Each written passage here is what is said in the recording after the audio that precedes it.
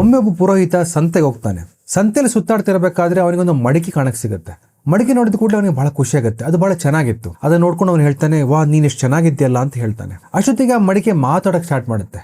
ಮಡಿಕೆ ಹೇಳುತ್ತೆ, ಇವಾಗೇನೋ ನಾನು ಚೆನ್ನಾಗಿದ್ದೇನೆ, ಆದ್ರೆ ಇಲ್ಲಿಗೆ ಬರೋಕ್ಕಿಂತ ಮುಂಚೆ ನಾನು ಹೇಗಿದ್ದೆ ಅಂತ ನಿನಗೇನಾದ್ರೂ ಗೊತ್ತಿದೆಯೇ ಅಂತ ಕೇಳ್ತೆ. ಆಗ ಪುರೋಹಿತ ಹೇಳ್ತಾನೆ, ನನಗೆ ಗೊತ್ತಿಲ್ಲಪ್ಪ, ನೀನೇ ಹೇಳು. ಆಗ ಮಡಿಕೆ ತನ್ನ ಕತೆ ಹೇಳಕ್ ಸ್ಟಾರ್ಟ್ ಮಾಡುತ್ತೆ. ಮಡಿಕೆ ಹೇಳುತ್ತೆ, ಕುಂಬಾರ ನನ್ನನ್ನು ನನ್ನ ತಾಯಿಂದ ಬೇರ್ಪಡಿಸಿದಾಗ ನಾನು ಕೇವಲ ಒಂದು ಮಣ್ಣಿನ ಮುದ್ದೆ ಆಗಿದ್ದೆ.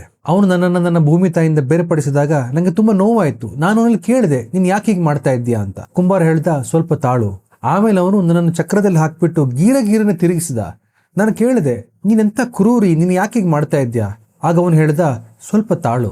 ಆಮೇಲೆ ಅವನು ನನ್ನನ್ನು ಒಲೆಯಲ್ಲಿ ಹಾಕಿ ಸುಟ್ಟು ಬಿಟ್ಟ.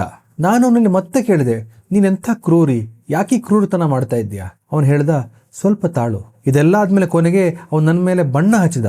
ನನ್ನ ಮೈಯೆಲ್ಲ ಉರಿದೋಯ್ತು. ನಾನು ಮತ್ತೆ ಕೇಳಿದೆ, ನೀನು ಯಾಕೆ ಹೀಗೆಲ್ಲ ಮಾಡ್ತಾ ಇದ್ಯಾ, ನಿನಗೆ ಸ್ವಲ್ಪನೂ ಕರುಣೆ ಇಲ್ವೇ. ಆಗ ಕುಂಬಾರ ಹೇಳ್ದ, ಸ್ವಲ್ಪ ತಾಳು. ಕೊನೆಗೆ ಮಡಿಕೆಯ ತಾಳ್ಮೆ ಕಟ್ಟೆ ಒಡೆದೋಯ್ತು. ಅದು ಕೇಳುತ್ತೆ, ದಯವಿಟ್ಟು ಹೇಳು, ನೀನು ಯಾಕೆ ಹೀಗೆ ಮಾಡ್ತಾ ಇದ್ದೀಯಾ ಅಂತ. ಆಗ ಆ ಕುಂಬಾರ ಆ ಮಡಿಕೆ ನೆತ್ಕೊಂಡು ಹೋಗ್ಬಿಟ್ಟು ಕನ್ನಡಿ ಮುಂದೆ ನಿಲ್ಲಿಸಿ, ಸ್ವಲ್ಪ ನೀನು ನೋಡ್ಕೊ ಅಂತ ಹೇಳ್ತಾನೆ.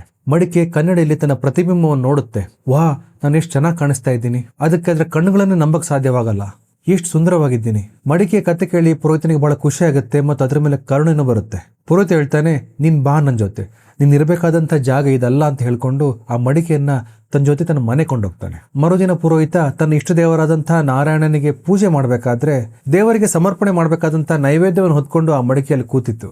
ದೇವರ ಪಾದ ಎಂತ ಶ್ರೇಷ್ಠ ಸ್ಥಾನ. ಸ್ನೇಹಿತರೆ, ನಮ್ಮ ಜೀವನದಲ್ಲಿ ಕಷ್ಟಗಳು ಬರೋದು ನಿಮ್ಮನ್ನು ಇನ್ನಷ್ಟು ಸ್ಟ್ರಾಂಗ್ ಆಗಿ ಮಾಡೋಕೆ, ನಿಮ್ಮಲ್ಲಿರುವಂತಹ ಬೆಸ್ಟ್ ವರ್ಜನ್ ಅನ್ನು ಹೊರಗೆ ತರೋಕೆ. ಎಲ್ಲವನ್ನು ಧೈರ್ಯದಿಂದ ಎದುರಿಸಿ, ಕೊನೆಗೆ ನಿಮಗೆ ಒಳ್ಳೆಯದೇ ಆಗುತ್ತೆ.